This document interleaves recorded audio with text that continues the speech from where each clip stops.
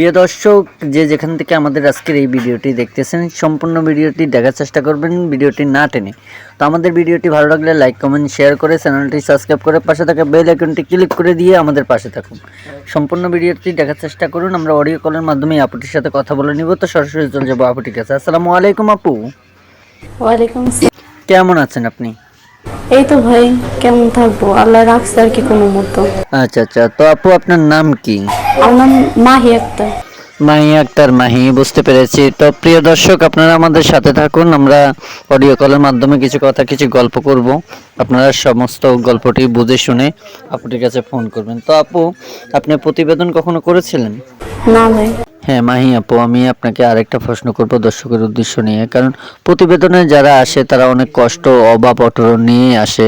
কেউ বিয়ে শাদী করতেও আসে, কেউ অভাব অটরণ নিয়ে আসে। আপনি একজন কিউট মেয়ে, কত সুন্দর মেয়ে, তো আপনার প্রতিবেদনে আসার কি দরকার? আমি তো যতটুকু বুঝতে পারতেছি আপনার মতো সুখী আর কেউ নেই। আপনার এত সুন্দর পরিবেশ, এত সুন্দর একটা অবস্থান আপনার, তো আপনার প্রতিবেদনে কেন আসলেন? আপনি তো খুব সুখী একটা মেয়ে।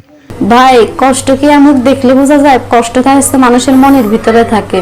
বুঝতে পেরেছি আমি আপু। তো আপনার প্রতিবেদনে কোন সমস্যা নিয়ে আসছেন, কেন আসছেন? ভাই সমস্যা আছে ভাই, ঘর ভাড়াটা আমার আর কি এই বাংলাদেশে তো অবস্থা করোনার জন্য আর কি কাজকর্ম করতে পারতেছি না মানুষের বাসায়। আর গার্মেন্টসে চাকরি করা যায় না। আমি গার্মেন্টসের কাজ পারি, সেলাই মেশিনের কাজ পারি। কেউ যদি আর কি আমার আর কি সাহায্য সহযোগিতা কইরা যে আমার কেউ আমার কি সেলাই মেশিন কিনা দিত, এমনি কোনো সাহায্য করতে হইতো না।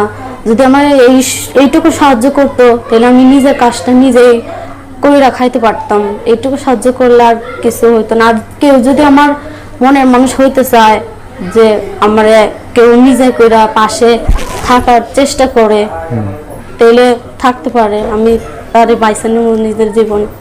তারপর আমি ভাই আর কত সহ্য করবো? সহ্য আর সীমানা নাই। তার জন্য ভাই আমি আর আচ্ছা, আমি বুঝতে পেরেছি আপু। আপনার মনে অনেক কষ্ট, অনেক যন্ত্রণা, যার কারণে আপনি প্রতিবেদনে আসছেন, এটা আমি বুঝে ফেলেছি। কারণ একটা মানুষ কষ্টে না থাকলে সে কখনো আর প্রতিবেদনে আসতো না।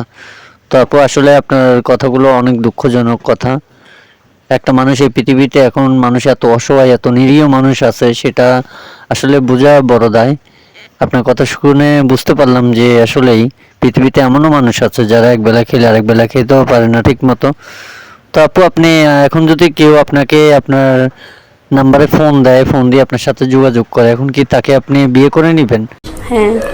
আমি বুঝতে পেরেছি। তো দর্শক হয়তো আপনার ইতিহাস সবকিছু জেনে ফেলেছে। তো আরেকটু জানতে চাই দর্শক, আপনার ফ্যামিলিতে কে কে আছে? ফ্যামিলিতে ভাই আর কেউ নাই ভাই।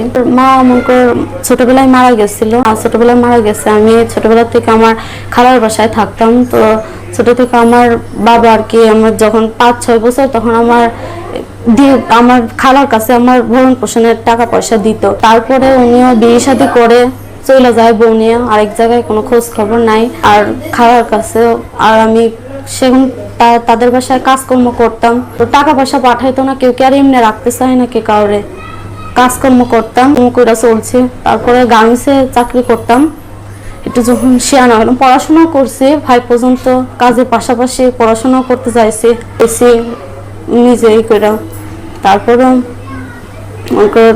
আচ্ছা, বুঝতে পেরেছি। তো আপু, অনেক অসংখ্য ধন্যবাদ আমাদের সাথে যুক্ত হওয়ার জন্য।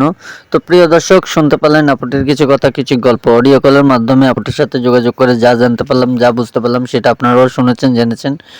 তো প্রিয় দর্শক, যদি আপুটিকে ভালো লেগে থাকে, স্ক্রিনে দেওয়া নাম্বার থাকবে, আপুটির সাথে ফোন করে আপুটির সাথে যোগাযোগ করে নেবেন। কেউ খারাপ মন্তব্য নিয়ে ফোন করবেন না, কেউ ফোন করে বাজে কথা বলবেন না।